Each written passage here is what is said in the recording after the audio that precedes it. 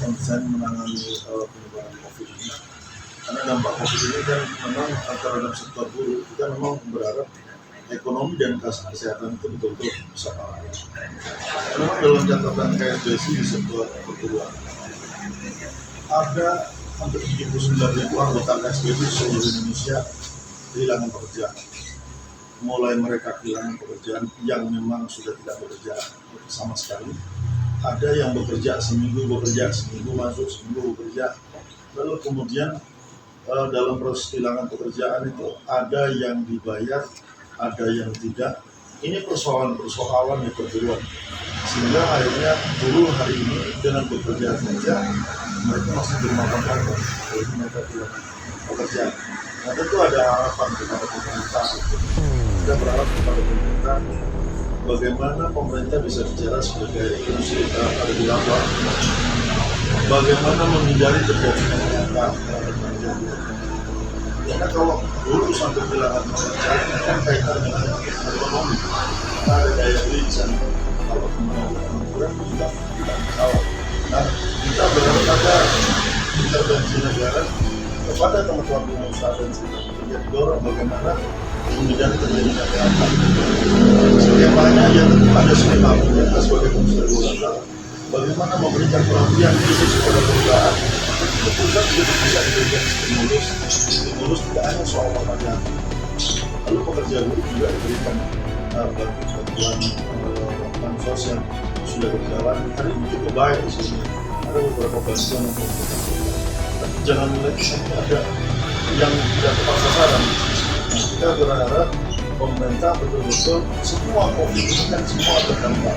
Kita betul-betul berharap kepada pemerintah dapat berkomunikasi dengan pengusaha, dapat berkomunikasi dengan pekerja.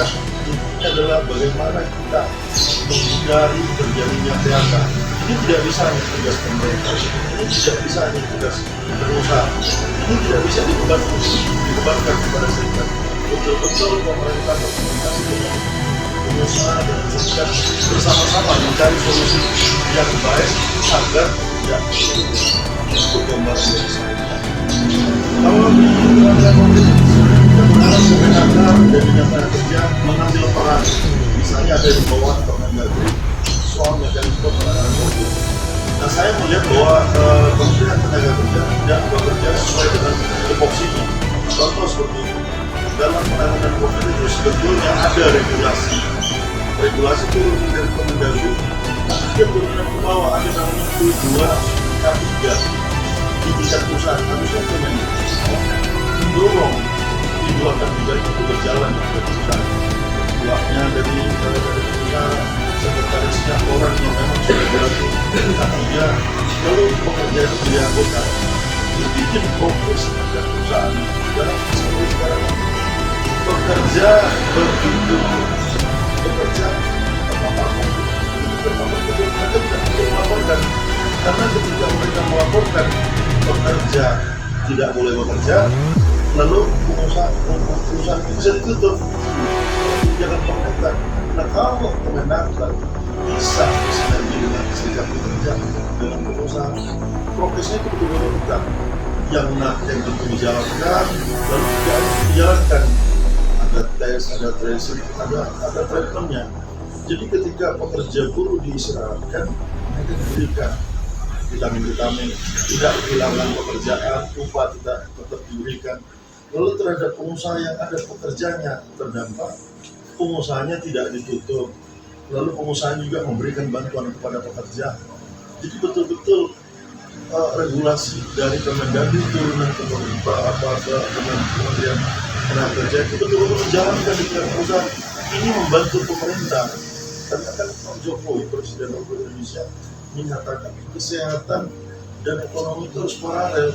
Nah, buruh itu bagian pertumbuhan ekonomi terkait dengan daya beli. Tidak boleh buruh kemudian sampai kehilangan pekerjaan.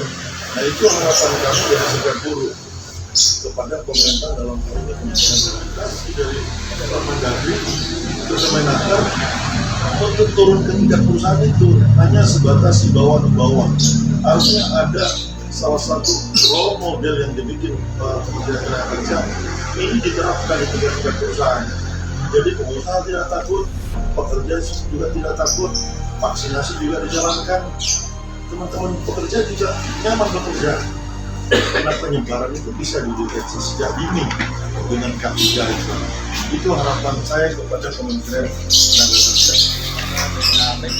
Situasi pandemi COVID-19 ini memang adalah harusnya menjadi perhatian dan kita jadikan beban bersama.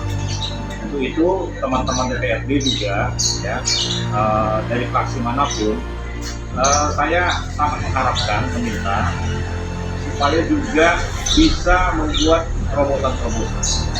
Setidaknya kalau untuk melalui Dinas Tenaga Kerja itu sebenarnya sudah menjadi salah satu fungsi daripada Dewan melakukan pengawasan, untuk juga memberikan masukan-masukan terhadap perubahan perda misalnya, dan juga bagaimana gubernur ini ternyata di lapangan untuk penerapan dengan penerapan tidak langsung melakukan PHK, tidak langsung melakukan yang namanya dirumahkan, ya, tapi tetap memperhatikan bahwa dengan melakukan hal-hal yang merugikan dulu, ini sama saja secara fisik mereka akan mudah imunnya ya dimasuki oleh virus COVID-19. Itu secara psikologi juga harus bisa ada selain terobosan tadi ya, Dewan juga bisa menggandeng komunitas buruh, apakah itu termasuk salah satunya organisasi konfederasi PSI, supaya bisa lebih melakukan ya tindakan-tindakan dan dalam tanda petik bukan hanya menguntungkan perusahaan. Karena seringkali ya kita terjebak dalam situasi bahwa warga DKI butuh pekerjaan, warga DKI butuh penghasilan, warga DKI butuh yang namanya peningkatan mereka pendapatan, tapi tidak memikirkan bagaimana kelanjutan daripada buruh yang sampai saat ini selalu terpojokkan ya, baik dari sisi hak mereka dan juga bagaimana kesejahteraan mereka yang lebih diutamakan dari sisi mereka itu warga DKI yang juga membayar pajak, yang juga membayar retribusi. Justru kalau kita melihat secara